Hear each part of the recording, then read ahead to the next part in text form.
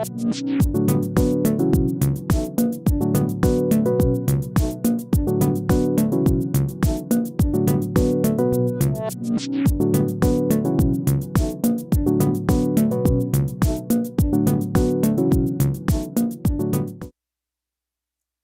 how's it going, folks?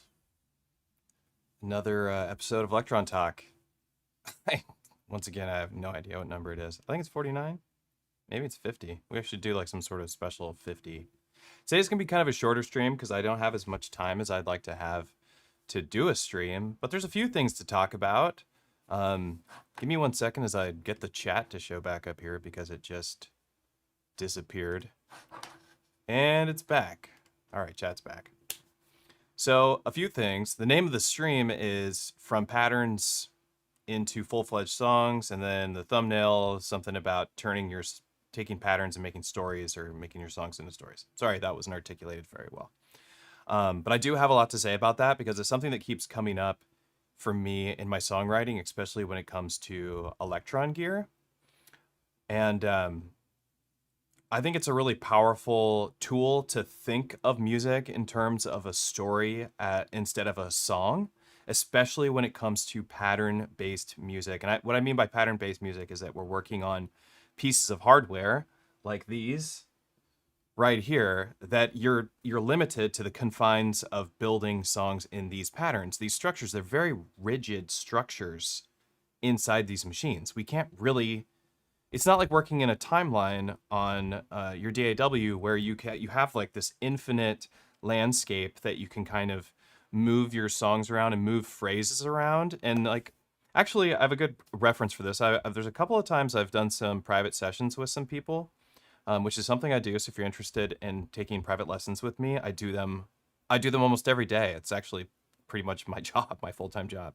But anyway, I was talking with a student and they wanted some help just learning this gear because they're already, there's lots of professional musicians out there. They just want to quickly digest this hardware and not have to read the manual. They just want to know, get me up and running really quickly. And I'm like, all right, let me help you do that. And there's a couple of folks I've talked to that are talking about scoring films. One person I worked with yesterday, but it happened also a couple of weeks ago. I was talking with another person who was scoring films with their Electron gear. That's what they wanted to do. And the conversation comes up is like, well, how are you going to do that? A film isn't recorded to the beat of, there's not a tempo to a film. There is, so to speak, like conceptually, but there isn't an actual like 130 BPM to this song or to this movie, right? Maybe some elements in a movie would have some moments like that are very timed. But my point I'm trying to articulate here is that these don't let you do that very well. You can't offset stuff by like these arbitrary values. You're kind of stuck writing in these motifs that are constructed here. So for the scoring of films, you have to think of this more as like a palette for manipulating sound and just creating an ambient wash. Or something like that. You take it into your computer and you mess with it in your computer after the fact. It's not something you would actually like write a score for a film on your Octatrack, because that would be like impossible, basically. But you could write the music on your Octatrack and then line it up to a film later. Do you get what I'm saying? Anyway, the point I'm getting at is that we're stuck inside these squares. We're stuck inside these little boxes. And I think that it actually can really lend itself to telling a good story. Because there's something about being in these little confines and how these patterns can just be simply copied and then pasted to the next pattern, and how you have this clone of what you just worked on without damaging the original clone, and you can kind of morph the next clone into something new. And I know this isn't like a concept that let's get this sucker going. Sponsor me, you pieces of shit. Sponsor me already. This isn't news, right? We all know that you can copy patterns on the Electron boxes. So we're talking about an idea. I'm not showing you some sort of tutorial here. But what I'm getting at is, as you copy your patterns and you morph through one pattern to the next pattern and you're slowly changing the pattern, you can start to tell the story. as opposed to thinking of it being like, I'm going to write a techno track, or I'm going to write a drum and bass track, or I'm going to write a synthwave track. Instead of doing that, maybe you start in a genre as a way to ground yourself in your music. And maybe we start there, we write a pattern there, and then we copy that pattern. And as we're copying these patterns and morphing this pattern over and over again, we start leaving that genre and moving into a new place, because instead of thinking of it as writing a song, we're telling a story. And I've found that this is something that's just naturally been happening to me as I'm making music on Electron boxes because of this pattern copy concept. And I just want to show you a little bit about what I'm talking about. So if I can get all this goddamn dog hair off everything. I was looking for my dog so that she would look at me and we would make eye contact and she would know that I resent all her dog hair. How's it going, everybody? What's up, Kinga? What's up, Mulder? Mikey, back. Hello from Tokyo. What's up, dude? Jonathan, what we talk about? Good to see you. You're playing soon, this month, Modbang, which is dope. So, hopefully you can hear this music. I think you can. Okay, so this is the discussion. I have been very set on writing some techno, right? And so I've been putting myself into this little box, this techno box, where I'm saying, do you write music in the techno box? Techno stays in the techno box. We don't go out of the techno box. I even have my Octatrack performance template for techno that I designed just to help me write techno, and other folks, because you can get the template from my Patreon or from Coffee and all that shit. But and it's great. It's doing a great job of doing that because I can audition these effects and everything's 8 bars. So I'm like, okay, cool. I'm ready to go. I've learned the genre. I've learned the sound design. I know I can do it. So I started doing it, right? And as I'm going through my techno track, I'm moving on to the next pattern. This is a morphing of pattern 1. Right now, the story is techno. The story is energy. It's not anything new. It's the same story. It's the techno story. And as I go to this next pattern, the techno story continues. And we're in this like acid techno vibe, right? Again, nothing new. But for me, I wanted to take that song. I wanted to start writing a new song. I felt like my techno track was done, but I wanted to use that song and slowly change it from a techno track and start morphing these genres together. And that's kind of what I ended up doing. So now I'm in this 4th pattern here, and I've taken the bed of the original track. And what this track is built off of, and this is something we have to talk about too, is if you listen to just the dig attack, and I mute all these tracks, you'll hear it. Well, it kind of sounds a little dirty. I don't know why there's a little click to it.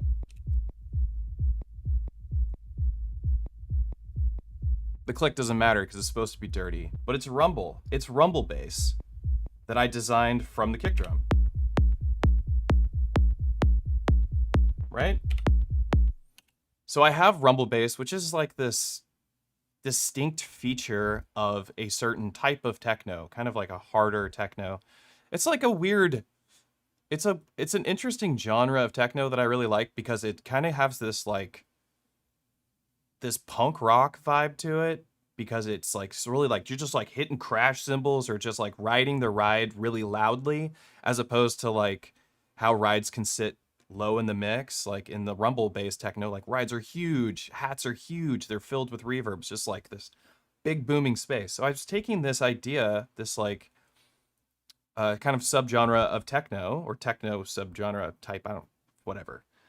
And then I wanted to like morph it into this more melodic zone, because I was writing a more melodic track to use in this, and because synthwave is like slowed down techno. So I was kind of like taking, it's like slowed down melodic techno is kind of how I think about it.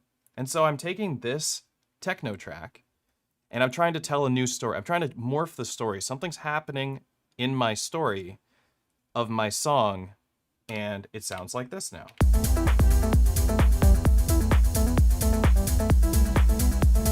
This has the whole bass and bottom of that techno track, albeit they are entirely different.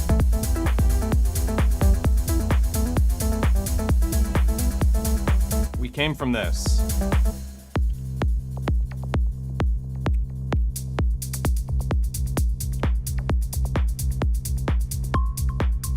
I don't know what the hell that sound was. We came from here, and then eventually we ended up here, all through pattern morphing, like just adjusting little things here and there.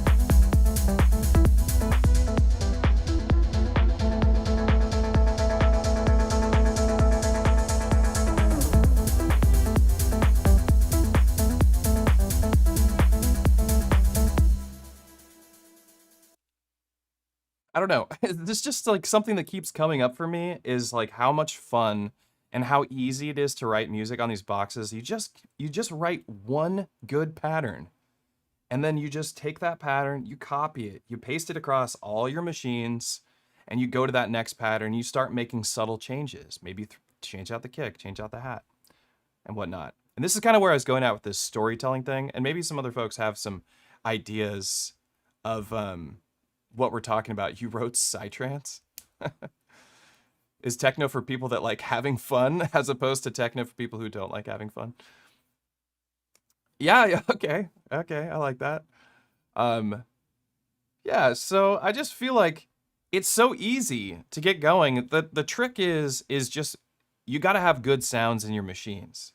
You do need to learn some sound design to like really get the most out of these boxes. I was talking with somebody today. I did a session today, and we were talking about the digatone and how to get the digatone running. And it's like, this is by far the most complicated of the digi devices. You know, like you could probably get pretty deep in the weeds on the Digitac too, but the digatone is the hardest to wrangle, I'd say. You can easily make stuff that sounds like trash on the digatone. And like you could kind of do that on the Syntac too, but it's a lot harder on the Digitac. All you got to do is load a good sound and then sequence that sound. It's just fine. Over here, if you start from scratch, good luck. If you don't know how to do sound design, you're going to have a really hard time with the digatone. So I don't know what my point was with that. I feel like that was kind of like, I get sidetracked really easily, but I just have this idea of telling stories with my music that keeps coming up. I have another example of the telling of the story, because I'm probably not going to do much like writing of music on here. I only have I have less than an hour for today's stream. Usually they're about 2 hours long, and we would just go deep in the weeds on stuff. But I kind of want to talk about this too. So I'm going to go over to a different project and go to my set, my usual set for playing music. I'm playing a show tomorrow. In fact, I'm playing a show tomorrow. If you're in Seattle, come and check it out. Here it is. This is the show. Come on down, hang out. I'm closing. Playing at like 11:30 or something. I don't really like playing late. I didn't think I was, but I am. I guess it's not that late considering the DJs will like start their sets at 5 o'clock in the morning, which is absolutely insane to me. I would never do that. You'd have to pay me so much money to have me play music at 5 a.m. at this point. I don't know. Maybe that's getting old or something. I don't know what that is, but I'm not up for being awake at 5 o'clock in the morning. Anyway, come to the show. Should be a good time. All right, so wait, I got to keep changing these out. So project, I'm going to have to do, during the show, I'm going to have to do this. We should even talk about this. So during the show, I'm going to have to switch projects on 4 machines in the middle of my show because I wrote 2 different sets on 2 different projects because one of them is in my Ultimate Effects template, which houses my main set that has most of my music in it that I play out live. And then I have this new music that I just showed a little bit of it to you in this new set. So in this new, not a set, but in this new project, I'm using one set. I don't know who uses multiple sets on the Octatrack. I don't even know why it's there. But I'm having to change it all out. So I'm going to have some sort of looper external device that I hit play on to play something while I switch all these projects because I don't like having downtime in between tracks. It's not like a part of my workflow. Like my music is no downtime. There's never silence between a track. That's kind of like, that's a rule for me. And, you know, whatever. It doesn't, there's no like special thing about that. It's just, I like that idea. The Octatrack lets you do that, so why not do that? But that also is something that I've brought up many times. Yeah, save it. And that is, write all your music in the same goddamn project. Don't write them in a bunch of different projects if you don't have to. Just don't do it. Because in this situation, this is going to be stressful. It's not something I ever have done in a show. I have unplugged some MIDI cables and moved it around, but I've never had to change out all of my projects on 4 machines in a single during a show in this middle of my set, which is going to happen. It's either going to happen at the very end of my set or it's going to happen at the beginning of my set. I haven't decided. I was thinking I might close out with this like techno morph, and I need to write like at least one more pattern to my synthwave morphing to have that be a conclusion. I need to record some vocals. That's really important. Let me say what's up to everybody in the chat. It's like popping off over here. Or you can just copy on top of the previous pattern and the pattern tracks will be there, will be the same. Not sure what you mean, but yeah, you can. Syntact, hold track one oh, you guys were talking about how to actually do the thing. Yeah. Very curious. Do you think there will be an Octatrack Mark III? No. No, not at all. I get asked that question like every day because of all the Octatrack content I have on YouTube. No, there's no Octatrack Mark III. I don't even know if there'll ever be an Octatrack Mark III. I have no hopes for us ever seeing a Mark III Octatrack. I don't think they'll ever make another one. I think that they'll just make another box that is something that completely replaces it. But these things have to stop selling first. They sell out. People are buying them all the time. Like, why would they? Like, it doesn't make sense from a business standpoint to put all this money into a new device when the one is already a success. So, like, I think that's kind of what's going on for them. Like, when they can keep growing this lineup, this ecosystem here. Actually, before we completely switch over, let's do something really quick. Let's take a look at this. Let's take a look at this shit right here. What? What? What is going on? How many of you bought one of these? These are limited edition. They're only making a couple hundred of these. So you better hurry up. I did snag a Syntact. I snagged a silver Syntact to either replace my Digatone or replace the Syntact on the table, and I guess I'll sell this Syntact. I don't need more than one Syntact, I don't think. Or I don't need a Digatone and a Syntact at the same time, or I don't need a Digatone, a Syntact, and a Syntact. Anyway, I don't know what you guys think of them. They're pretty cool looking. I'm definitely a fan. I'm definitely I'm just a fan of anything, new from Electron. Even though it's it's nothing. It's not really new. It's just stuff, but it's cool. So if you buy one of these boxes and there's a silver knob, I believe they talk about this, right? You can win another box. Isn't that a thing? I'm pretty sure that's a thing. Hang on. Let's look really quick. Let's click on it. Let's look at this Syntact really fast. Experience epic sounds. Well, they don't talk about it here. They say that there's anyway, in the Instagram post and the other posts that they've made, they do make mention of these are limited edition boxes, and there's a limited something in the limited edition. So there's a limited, you can win something. So if you buy one of these, you have a chance of getting a limited edition. And I believe that equates to you being able to trade in something to get another piece of Electron gear. Something like that. It's like Electron X Wonka. Exactly, Bugspot. Yeah. Something like that. They said it in their promo. Will they make new products ever? Yes, they will. 100%. I can tell you without a doubt that Electron is working on new stuff. It's a fact. What it is, you have to ask Wonka. Wonka doesn't reveal his secrets. Electron's pretty hush-hush, They're pretty darn hush-hush. But they're definitely getting... Yeah, triple-double limited. Exactly. Richard Braun, what's up, dog? Richard Braun. I love it when Richard pops in the chat because he has literally nothing to do with any of this shit. He's just a friend of mine from audio school. How conductive are limited boxes? Like, how do they sound at 88 miles per hour? They will definitely take you back in time. There's no doubt in my mind. Which is where we're going, back in time. Anyway, you should probably buy one of those limited edition boxes because they are going to be valuable. People are paying $2,000 for one of these, and all it has is red record buttons, which I wouldn't trade for the world because, you know, I love the Octatrack, but also I love these red buttons. But I wouldn't be surprised if you could sweeten, like if you could offer Electron like $50 and be like, yo, can you send me red record buttons?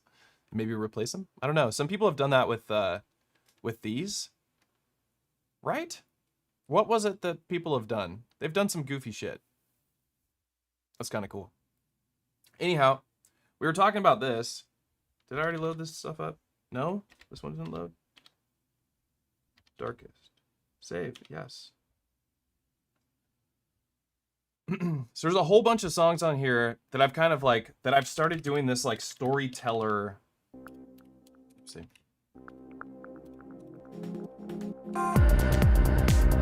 Thing. And let's go over here. Let's look at my set.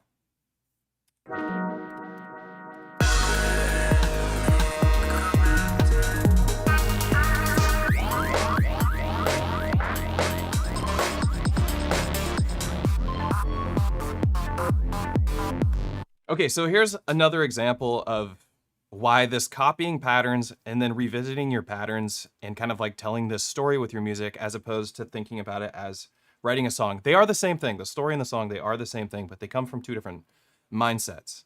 So like this song, for instance, is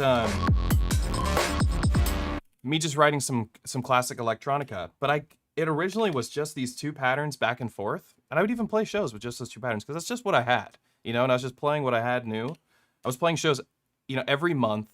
I didn't always have time to write new music, so it'd be like, you know, whatever I have available, even if it's incomplete, I'm going to go perform it. I don't really care. I'm just going to play music, you know? And eventually I add another pattern. I come back to it, I listen to it, and I go, we create this pattern, and this becomes like a whole different genre, basically, because this is, listen to the tempo, or listen to the beat.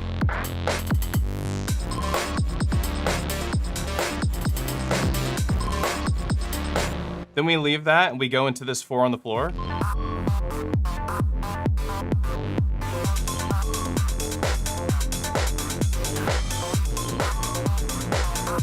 Like, kind of merging the genres again.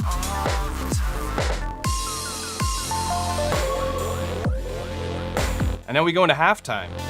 Not something you do in techno. Something maybe you do in electronica.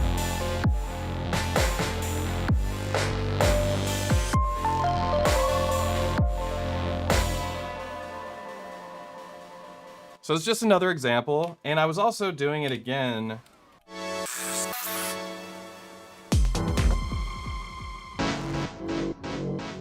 So originally this was a techno song. Here's another example of me taking something I was writing techno and then just being like, you know what, F it. I'm gonna go from techno and I'm just gonna keep going with this song. How far can we push this song? So, and it kind of reminds me of like what Daft Punk would do a little bit, or Justice or something. They're like not confined to these limitations of genre. They're just making music, or they're just telling you stories with their songs. And sometimes they have these 4 on the floor, you know, 120, 130 BPM, and sometimes they just all of a sudden are these like moody, wonky beats or something. And I love that idea. I don't want to have this like, this is that, this is this. I like the storytelling thing. And so I just keep coming back, copying patterns. I'll be like, you know, I'm gonna go back and work on this song. I feel like there could be more to it. So we started off this like techno intro. This is pattern 2. So this is just the B side to that pattern. And this is me more going away from the techno now. And eventually it goes into this like poppy synthwave stuff.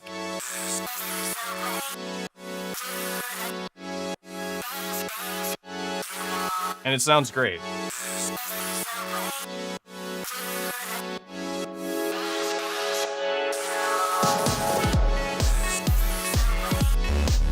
Oh, man, I always forget the bass is actually over here on this one. So it sounds like this. Completely divergent of techno. Same root pattern, same bass building of the music.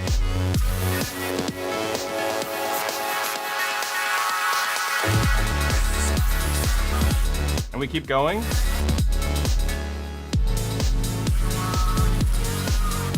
And now I feel like we're so far away from where we started, which is here, and ends here. And I love that. I love that I can come over to these machines, I can start writing a pattern, keep some of the same elements. I'm constantly changing out just a few elements, just adjusting a few of the ideas, until slowly this new sound, these new songs emerge, and the story comes to like a crescendo. Like, as opposed to it being like, it's, you know, I don't know how many bars a regular techno track or a regular house track would be, but a house track and a techno track, I do think the house tracks don't tell stories as well as a techno track does. I think a techno track tells a better story because there's a lot more emotion in a techno track than a house track is much more like, I'm chilling, I'm vibing. So, but stuff like synthwave and industrial and techno and electronica, they tell these, you can tell these really great stories, and there is a little bit of room for you to merge into a new genre or start merging these genres together. I don't know. I've not heard rumble bass in a synthwave style sound before. That's not something that I've heard in regular music. Maybe it is being done all the time and I'm just not privy to listening to it. It hasn't come across my scope yet. But for me, it was the first time I had tried, with that original song I was showing you in the very beginning, merging like rumble bass techno and synthwave together and letting, but that happened organically through this idea of just copying and pasting patterns and changing out some elements. I was like, what would happen if we went synthwave on top of this techno? And I actually really like the results. I'm just talking, you know, this is just a stream where we talk about stuff, and I just think it's a lot of fun. 100% analog delay line loopers. Yeah. Enough of us pressure them for Octatrack Mark III, we might get it. I don't know about that, dude. I think they're getting a lot of pressure for that. I don't even know if this mouse is making me crazy. Where does it disappear to? Is it not going over here?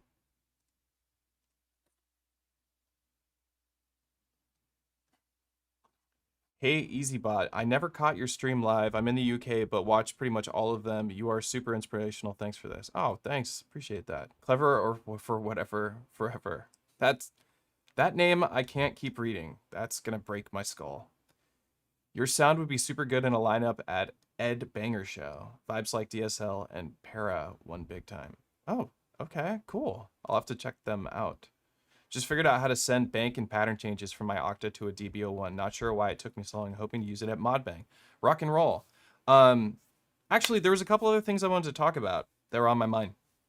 And they have a little bit to do with what I kind of just yammered on about with this, like, tell a story with your songwriting. There's so much more we could talk about with that concept. Maybe some chat will fire up an idea on how we could chat about that further. But I did want to talk about some cool gear that I think that people should have in their studio and people should use for writing music, and take advantage of things like Auto Channel. Because this has been coming up for me all the time. My neighbor gave me this colorful, it's supposed to light up. It's a USB cable, it's supposed to light up. It lit up one time and then it turned off. So I don't think he watches these streams. I don't think he's going to notice me talking about this cable, but it still is sending power over to my OMX27.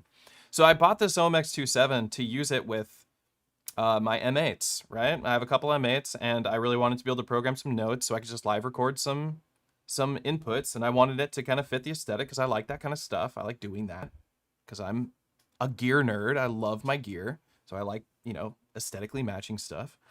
And I like the OMX27 because it's really easy to program. You can just change all the MIDI channels and stuff. It's got a little screen, gives you all the data you need. Very fast, very usable, you know, no velocity, blah, blah, blah. Cool piece of kit. Get one if you can. But I'm using it through two pieces of cool kit right here. One of them is a RetroKits A to B or B to A converter for 3.5 millimeter cables, because you know there's two TRS standards for cables, right?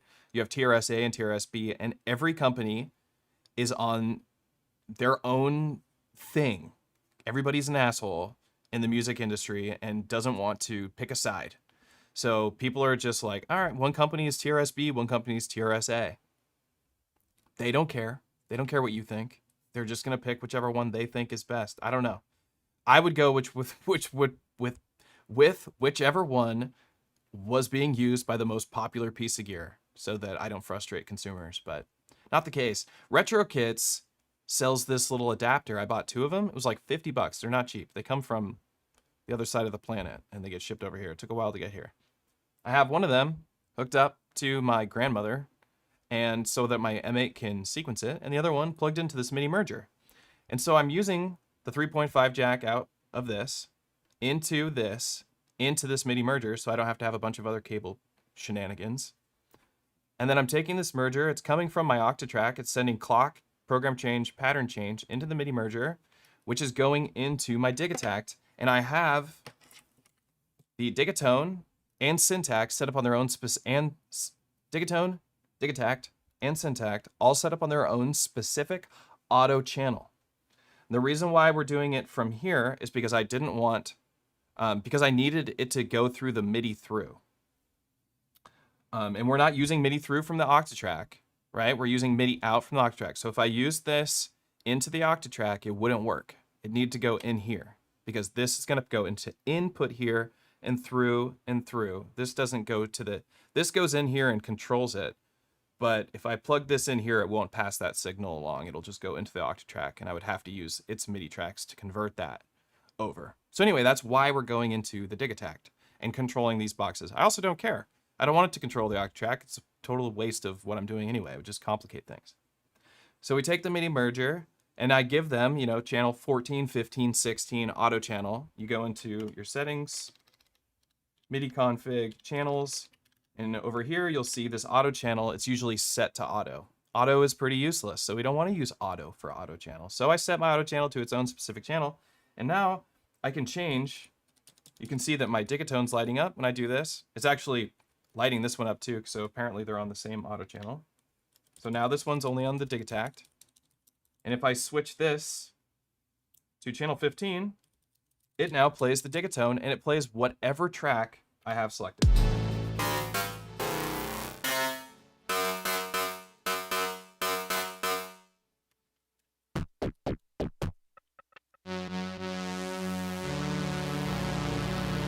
And this little thing has scales. You can do this with any external MIDI keyboard. Any track I select, I can control with an external keyboard on the Syntact, on the Digatone, on the Digitact. All I need to do is change the auto channel number, which I have set in these devices. So it's a really clever way to get some, not clever, that's giving myself too much, giving myself props for something that's like I didn't come up with. This is how these boxes work.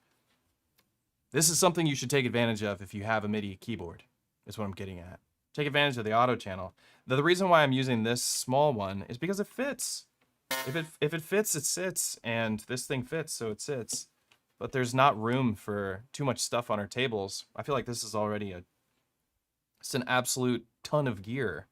In my opinion, people play shows, MIDI merger, RetroKits, don't forget.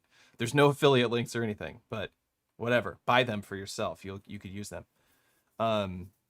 Yeah, Seek, MIDI merger is a wonder tool to have. I think having a quadra through any MIDI merger is a must-have. Actually, I'll just say this to the camera. Quadra through, MIDI merger. Buy them both. I was looking to see if my MIDI merger was nearby me, but my quadra through. Quadra through will give you 4 different MIDI outputs for one MIDI signal, so you can just spread that across. And a merger will let you do stuff like what I'm doing right now. I'm merging 2 signals. Fortunately, this thing doesn't send clock.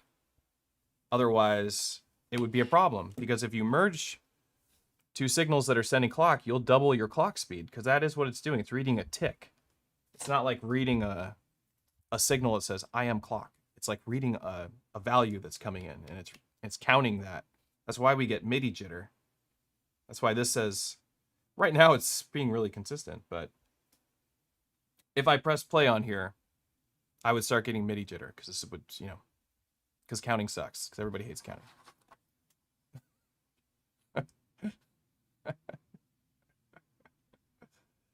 Yeah, the MIDI hub by Blocus. That's another good one. There's a bunch of great MIDI things. Massive shout out to Denkyoto, for sure, for sure. If Denki ever joins the stream, we'll give him a big shout out. We really like Denkyoto. They make great stuff, and they're fast. Counting sucks. That's right. That way my Octatrack can sequence it, can play along on another channel. Yeah, that's exactly what I'm talking about. That way your Octatrack can sequence it, and you can play along on another channel. He's in Japan this month. What's going on in Japan right now? What's happening in Japan? Mikey's in Japan? Oh, the OMX27 guy or Denkyoto's in Japan? Is there like a Japan modular event or something happening? I know that they have a Tokyo modular thing. Tokyo Modular Festival, something like that. Are they having a synth festival? I want to go to Japan. The hell? Why am I stuck here in Seattle? It's like a sadness graveyard here. Just rain and gray. It's depressing. I need sunshine.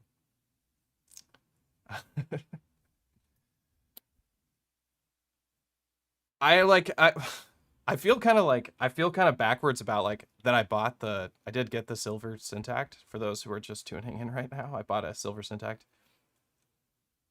I don't know, like I feel like am I overspending on gear? What am I gonna do? I'm gonna have to sell the Syntakt. Once I get the silver Syntakt, somebody wants a good deal on a Syntakt, hit me up. So I'm gonna be slinging the one I got. I'm not gonna have two of them in the studio, I don't think. Although I do kind of want to mess around with using two and removing the digatone. But I'm not having 4 boxes, and you're not gonna convince me of it. Nobody's convincing me of it. So anyhow, just getting back to this, like how easy it is to start morphing songs through copying patterns. This is the workflow on Electron. This is how you make music. And it's the workflow on the M8, kind of. But it's much more the workflow on Electron. Because the M8 lends itself to creating brand new motifs in the middle of your song. You can actually really get very specific on trackers versus on the Electron boxes.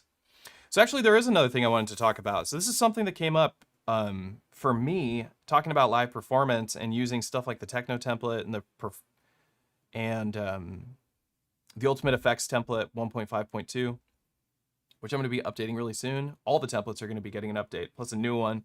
I've just been doing this contract work, which you're going to see very soon, because I'm going to be the person hosting a release video for some new kit that's coming out. I'm not going to say any more than that, but it'll come out soon. So that's kind of cool, for me, and maybe for you if you like what I do. I don't know. Hopefully everybody likes it. I don't want to embarrass myself. But using the arranger on your Octatrack for live sets with external gear, what is that like? What happens when you do that? There's something that needs to be talked about with that. So there's some advantages. One of the advantages that you have, like here's an arrangement. I'll just tell you a little story. So I'm doing this contract work, right, for a company, and I used my Electron gear to make the music for some of the video, for all the music in it came from, some of it I used the OP1, but just to get some sounds out of it, because it's fast for doing stuff like that.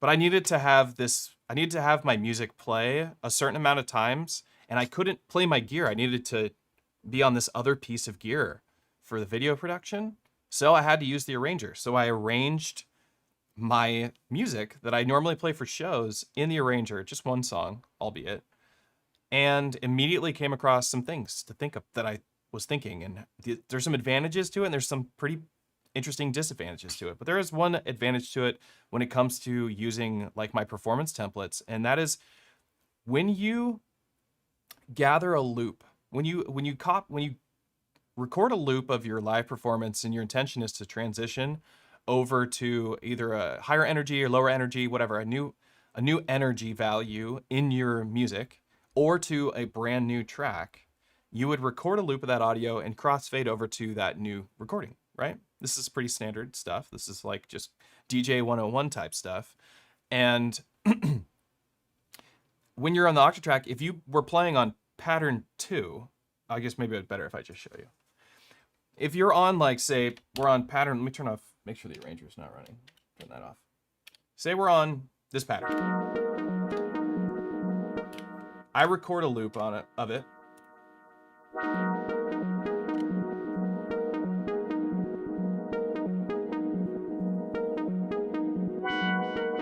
All right. I've crossfaded over to this loop. I want to go to a new pattern from this recording. So, like, audience is listening to this recording right now. And I go over to this new one. So we'll just, you're gonna have to wait for it to play through. It's gonna repeat this twice because it's an 8-bar track. So this song would lend itself better to the techno template because it's an 8-bar looper on that.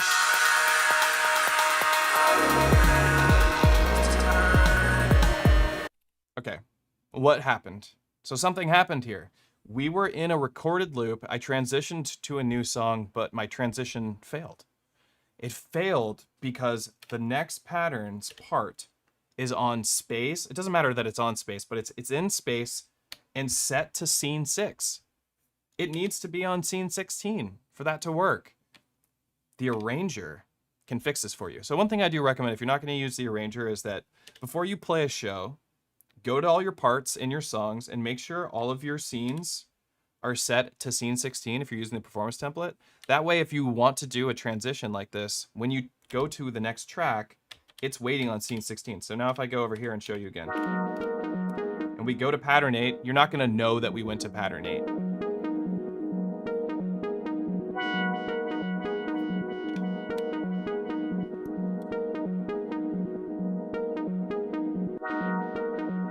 We just went to the new song, but we're still in this recording because in the new pattern, it was already set to the live loop scene. So this is something you have to do. So it works. So that's important. The arranger has a special feature. Let's go into the arranger. I know it's hard to see. I'm not going to adjust it, so just look closely, I guess. The arranger has this section called scene. This is not something you're going to find in the other arrangers, on the other boxes, but you can assign a scene that your B-side is set to. Scene 16. So if I instead use the arranger to transition from song to song, instead of doing it manually, which would also lend itself to songs like evolving or like expressing themselves the way you intended them to because they're arranged, but you'll still have the ability to improvise because you can still mute and unmute. In fact, this arranger won't mute or unmute any of your tracks for you, so you'll still have to deal with pattern mutes, but it could at least move you along through your performance in a way that's better, so you don't get stuck on a pattern for too long. One of my problems playing live is that maybe I get lost in a pattern and my count is off. I accidentally wait too long. We are playing in 8-bar loops. I accidentally don't transition. And now I'm stuck in this pattern for another 8 bars. And it equals this kind of like weird spot where I wanted it to hit on 32 bars total and it hits on 24 instead. And that's not where I want to be. The arranger can help you with that. But the advantage here is that you can have it set that every time you go to a new song, it's always going to transition you over on the B side, scene 16, with a recorded loop that you just did from your previous pattern. So it's always seamless. And this is especially helpful in the techno performance template because of the 8-bar looping. But if you're writing in 4 bars, the Ultimate Effects template works for you. But it doesn't have to be used in a template. This is just an idea. If you know how to set up a live looper on your Octatrack, you can use your arranger to assure you that you are always able to transition, at least available to transition to a new track with a recording there waiting for you with no issue.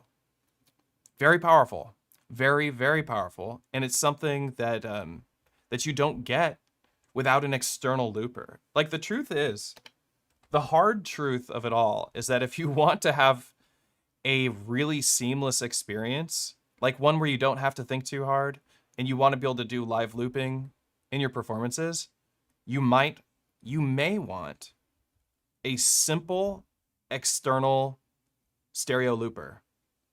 You may want. I don't use one. I'm gonna use the Octatrack because that's what I have. But a simple external looper that can record quantized loops of up to 4, 8, 16 bars in stereo in Unity. That's really important that it records it and plays it back at the exact volume. If that can seamlessly link in to your setup, it's going to help you kick ass in a live set. It's going to give you that option to always grab a loop.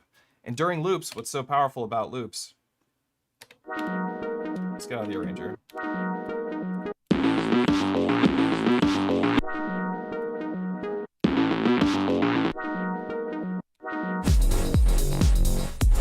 That recording kept playing. I'll record a loop. Let's record a loop with some stuff taken out.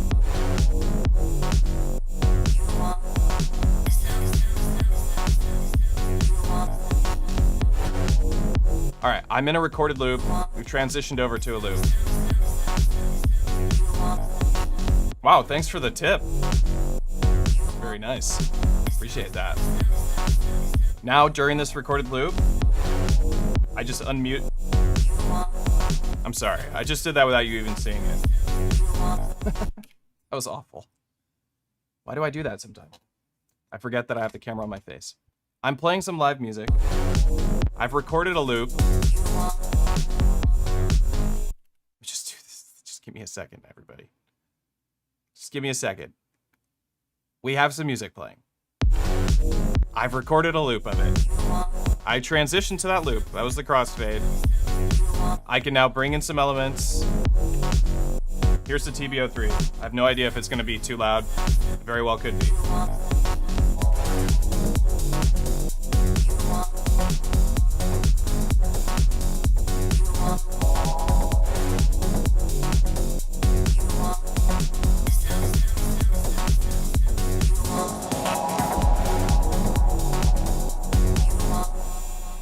That's the power of recording a live loop. So if you can have the arranger, make that always be something that's completely available to you as you transition from song to song, it's going to give you a lot of advantages in a live set. Will I be implementing this into my workflow? I don't know. I've thought about it. It is a whole lot more work, but it would do a lot of hand-holding for me, which would allow me to not have to think so much. But I also do like the ability to just sit on a pattern if the pattern doesn't feel stale. Like if I'm doing stuff to tweak the pattern live, if I'm doing some interesting adjustments in the pattern, like changing it a little bit, it won't go stale as easily, so I don't have to record a loop. Maybe I could sit there longer than I intended to with the arranger. That's one of the disadvantages, is that the arranger may move you along in the song, and you may find that you don't want to transition or move so quickly through your work because of this or that. Maybe you had a little breakthrough during your live performance. I don't know. Just an idea. If you need more voices, I don't see why not. I'm just reading the chat. I don't know. Howdy, howdy, howdy. MD Rocks, do you still play guitar? Not very much. Sadly. I mean, that was my thing, dude. That's all I cared about, was playing guitar. Singing, playing guitar. Do you know what? My life has gotten so busy with what I'm just like all the different projects that I do now, and I'm so passionate about them all, and like they're paying my bills, that I don't have time to put energy into guitar anymore, really, because I don't know, maybe that's not true. Not sure. Sorry, I meant to have an OT, DN keys, and ST. I'm wondering if the OT has significant overlap with the DT for sampling. I do not think the OT has any overlap, in my opinion, with the dig attack. I don't know how familiar everybody is with the concept of phrase samplers, but a phrase sampler is what this is. This is a phrase sampler. It's like a 404. It's like an MPC? Well, the MPC is a bit of both. But a phrase sampler lends itself to recording stereo recordings that are loops, quantized loops. That's why this does that so well. Dig-Attack doesn't record stereo quantized loops. It's better at one-shots that we can pan in a sequence. This, you get all of that, right? You get the morphing and all that. But the overlap doesn't really exist to me because I think of them as two different instruments entirely. I'm going to record different kinds of stuff into my Dig-Attack because it's mono, because it's better at one-shots, because it repitches better than the Octatrack by like 10,000 fold. The Octatrack pitching is awful. Sounds like absolute trash. I mean, it can sound good in an artistic way, but it doesn't sound good in terms of a replication of an existing sound. It'll sound bad. It's a bad cloning as it's pitching stuff up. Dig-Attack does a really good job of it. It goes up 2 octaves, down 4 octaves for a total of 6 octaves of audio. This has pattern mutes. This does not. When you mute a track on this, it mutes the audio entirely, including the effects. This just mutes your sequence. That's very powerful too. That's huge. That's freaking huge. So I think that they don't have overlap. I think they have different purposes. I use this like a synthesizer. I treat samples like oscillators. I treat this like my drummer. And I treat this like this conduit to marry all my elements together. And you can do that and do sampling and sample manipulation all at once on the Octatrack. So that's my answer to that question. I'm watching this stream a bit delayed, but rumble kick equals punk rock vibe. Totally agree with 100% why I'm at all interested in it. Oh snap, I'm in Seattle. We'll try and make it. Oh, right on. Dumb question, but what's responsible for the side chaining? The OT? No, actually. So there's all these boxes do side chaining. Every single one of them can do side chain. You could side chain on your Octatrack with an LFO on a through track. Very effective. You could sidechain on the Dig-Attack with an LFO with your trigs on a per track basis, and the same applies to all of these boxes. So you can either, and then you also can sidechain through the effects track on the syntax. So it all depends. If I want to sidechain very quickly the Digatone, which is running into the syntax, I'll sidechain on the effects track just because it's easy. But if I really want to be smart about it, and I have the available LFO, and I'm okay with turning trig on and off in different parts of my song, I would sidechain on the Digatone on its own, as opposed to sidechaining it through this, because that means that I'm also sidechaining whatever's running into the Digatone, which happens to be the TB03. And sometimes I don't want to sidechain TB03. I like to have it play on top of something that's being sidechained. So there's a disadvantage to doing that. You have to pick and choose. And if I sidechain on the Octatrack, then all of it gets sidechained into the Octatrack, which does sound good, and is something we can do. Like you can hear this being sidechained into here. Let's see. Here's the Octatrack sidechain. Sidechaining all of this.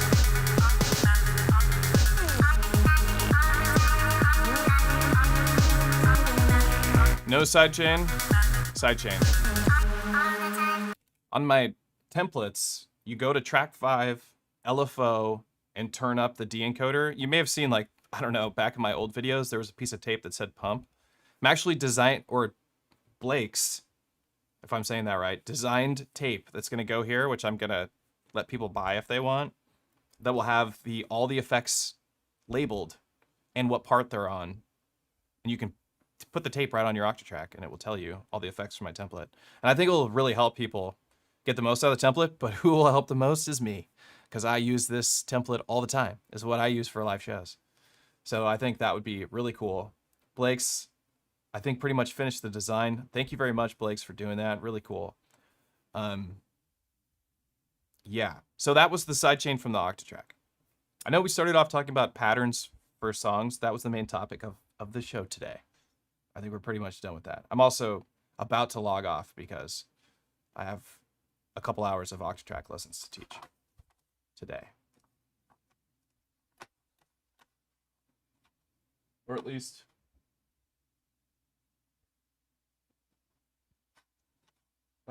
yeah. Yeah, a couple hours or so.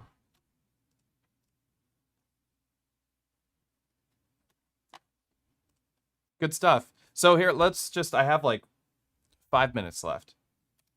I'm trying to figure out what I want to play for the show. I'm gonna play this song, which I think is one of the cooler new songs I have.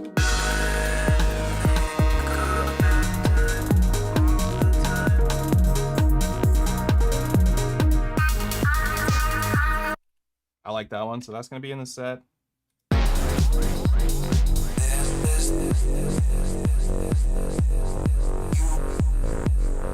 Probably this.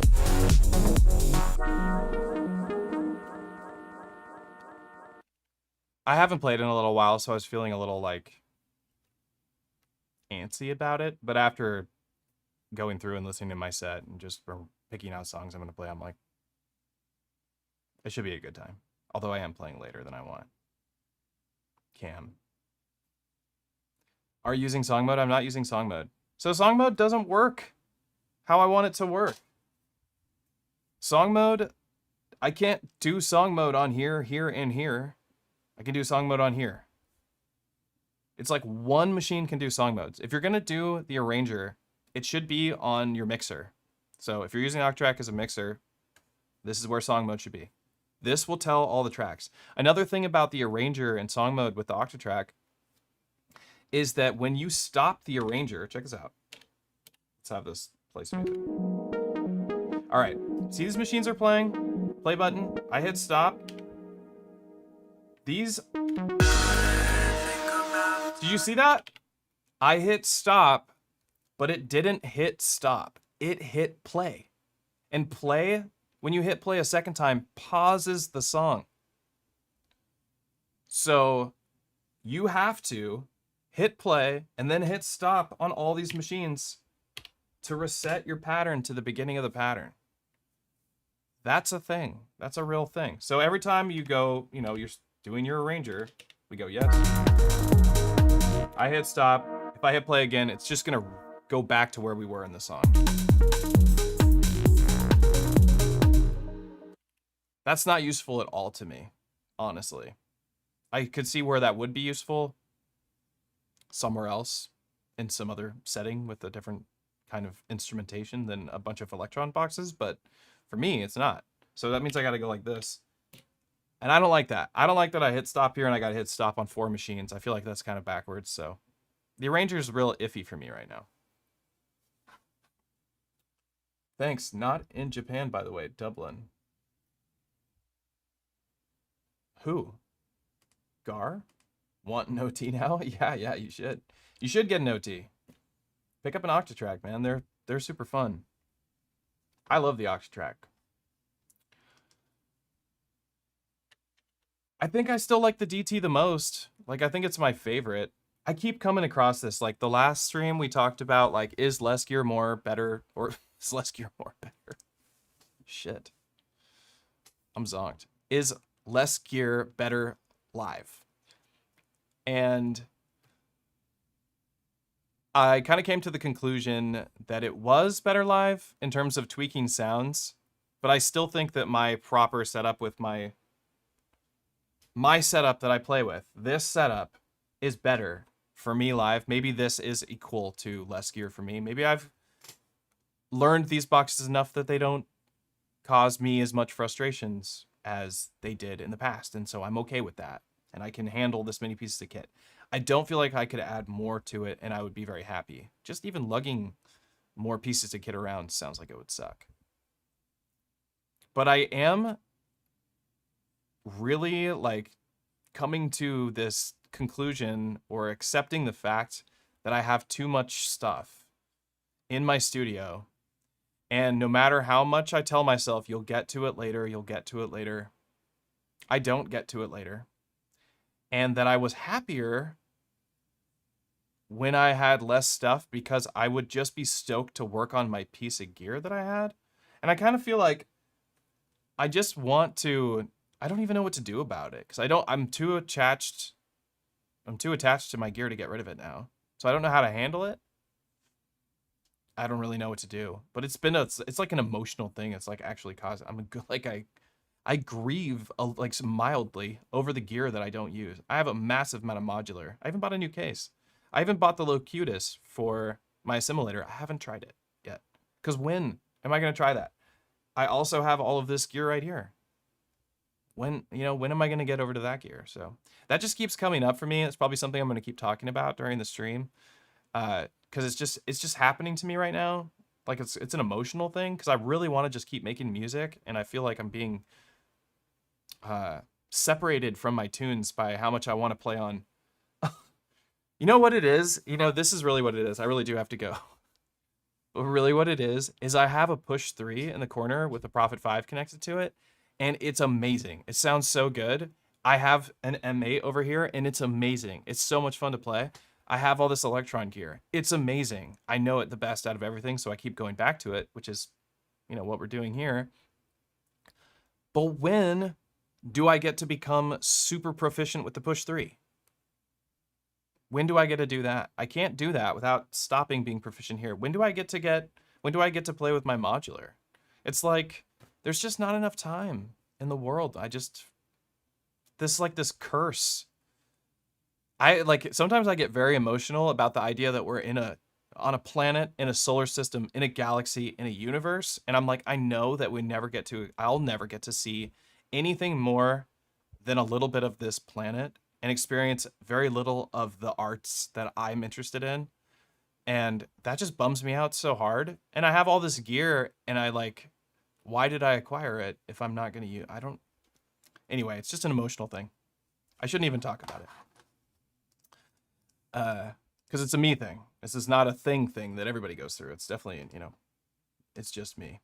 But anyhow, my name's Matthew, aka EZBOT. Thanks for hanging out with me today and talking about turning our songs, thinking about songs as stories, talking about the arranger on the Octatrack, looking at Midi merge, this retro kit stuff, the sticker for the Octatrack.